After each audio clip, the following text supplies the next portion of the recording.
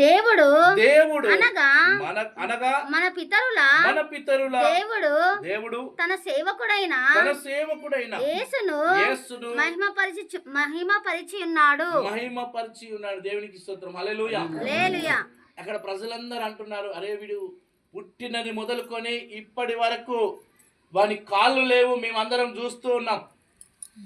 కుంటివాడు ఉంటే అందరం చూస్తూనే ఉంటాం, మరి వాడు కుంటోడు రా బాబు అని. ఎందుకంటే ఊరందరూ తెలిసే ఉంటుంది, పలానా వ్యక్తి కుంటాయన్నాయా, ఆయనకు నడవలేడు అని మీద జాలు పడుతుంటాం.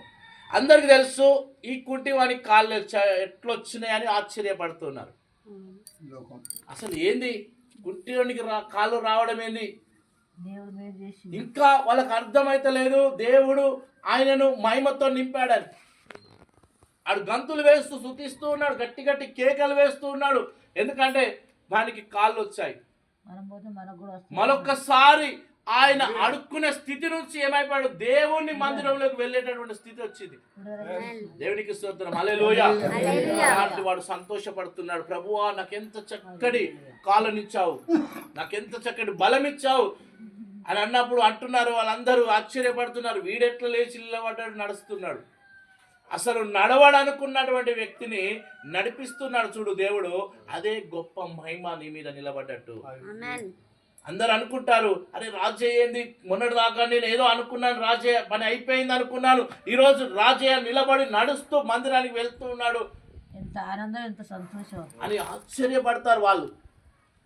అరే మళ్ళీకేంది ఇంత ఇంత ఇన్ని రోజులు అయినా పక్షవాతం వచ్చింది, అవి అంతా ఎప్పుడో అయిపోతాడు అనుకున్నాను, కానీ దేవుడు బతికిస్తున్నాడు. ఆశ్చర్యపడాలి మనుషులు. అరే ఆయుష్ ఎక్కడి నుంచి వస్తుంది, ఈయనకు బలం ఎట్లా వస్తుంది, నడుచుకుంటూ పోతున్నాడు.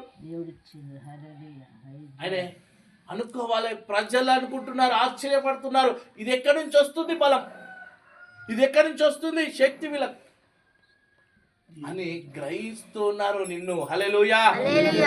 సమస్య పోతుంది చూడు. నువ్వు అనుకున్నావు, చాలా మంది చివరి దశ దాకా వెళ్ళి ఊరి వరకు వెళ్ళి వచ్చినటువంటి వారిని అనుకుంటున్నారు, అని వీడు అప్పులతో పూర్తిగా ముంచబడిపోయాడు కదా, మళ్ళీ తిరిగి మళ్ళెట్లా వీడు వస్తూ ఉన్నాడని ఆశ్చర్యపడతారు. ఎందుకు, వారికి ఊరంతా అప్పులు ఉన్నాయి. ఎక్కడికి పొద్దున లేస్తే 10 మంది అప్పుల ఇంటికి వచ్చి అని హేళన చేస్తూ ఉన్నారు, కానీ దేవుడు అనుకోని రీతిలో ఆశ్చర్యకరంగా మన అప్పులన్నీ తీర్చివేస్తాడు. హల్లెలూయా. అప్పుడు అంటున్నాడు, గల్లెగిరేసుకొని పోతుంటే, కసిరికాడికి పోతుంటే, అరే వీళ్ళ అప్పులన్నీ అయిపోయినాయి, గల్లెగిరేసుకొని ఇది ఎక్కడ ఆశ్చర్యం రావు, ఎక్కడి నుంచి వచ్చినాయి రా ఆయనకి పైసలు అని ఆశ్చర్యపడేటోళ్ళు ఉంటారు. ఇప్పుడు కూడా రోగంతో పడి ఉన్నావా, నిన్ను ఆశ్చర్యంగానే చూస్తారు. వానికి నువ్వు బాగలేకపోయినా బాధనే, నువ్వు మంచిగా అయినా బాధనే. నువ్వు బాగలేకపోతేనేమో ఏదైనా ఉన్నన్ని రోజులు ఏదైనా హాస్పిటల్కి పో రాదా అంటాడు. ఒకవేళ హాస్పిటల్ పోయి మంచిగా అయితే కూడా వీడు మంచిగా అయిపోయాగా, నేనేమో అనుకున్నా పోతాడని అనుకున్నా. మనిషికి వానికి 2 నాలుకలతో మాట్లాడుతుంటాడు. ఇక్కడ వచ్చిన పాస్టర్స్ 2 మాటలు మాట్లాడలేదు. అయ్యా అన్న, మా దగ్గర వెండి లేదు, బంగారం లేదు, కానీ మాకు కలిగినది దేవుని ఆశీర్వాదం నీకు ఇస్తున్నాము, లేచి నడువు అని చెప్పారు. హల్లెలూయా. ఇంకొకరు అయితే ఈ కుంటంతో నాకేం పని రా నాయన, నువ్వు ఆనే ఉండని చెప్పి చక్కగా వాళ్ళ పని ఏదో వాళ్ళు చూసుకొని వాళ్ళ ప్రార్థన వాళ్ళు చేసుకొని వెళ్ళిపోయేవాళ్ళు. కానీ మనకి ఒక ఆశ ఉంది, వీళ్ళ దగ్గర దొరికేది ఏమైనా దొరుకుతుందేమని. ఆ దొరికే ఆశని బట్టి వాళ్ళు ఈరోజు వీడికి వచ్చాం, కూర్చున్నాం, ప్రార్థన చేస్తున్నాం. పొద్దున మనం 11 గంటలకు 10:30కు వచ్చాం. 10:30 నుంచి ఇప్పటి వరకు మన యొక్క శ్రమ, మోకాళ్ళ అనుభవం ఉన్న వాళ్ళు మోకాళ్ళతో ప్రార్థన చేశావు, లేదా నిలబడి ప్రార్థన చేశావు, కూర్చొని ప్రార్థన చేశావు, వాక్యాన్ని వింటున్నావు, ప్రార్థనలు చేస్తున్నావు, ప్రార్థనలు వింటూ ఉన్నావు. ఇక్కడ ఇంతసేపు నీ సమయము వెచ్చిస్తున్నావు కదా ప్రభులో. ఆ వెచ్చించిన సమయానికి దేవుడు ఆశీర్వాదం ఇయ్యాలా లేదా మనకు? హల్లెలూయా. ఈరోజు వాడు తేరి చూసినందుకు, వాళ్ళ దగ్గర నాకేమైనా దొరుకుతుందో అని చూసినందుకే వాళ్ళు ఆశీర్వదించిపోయారు ఆయన. దేవునికి స్తోత్రం. వాళ్ళ దగ్గర నాకేమైనా దొరుకుతుందో అని ఆలోచన చేసినందుకే వాళ్ళు ఆశీర్వదించిపోయారు.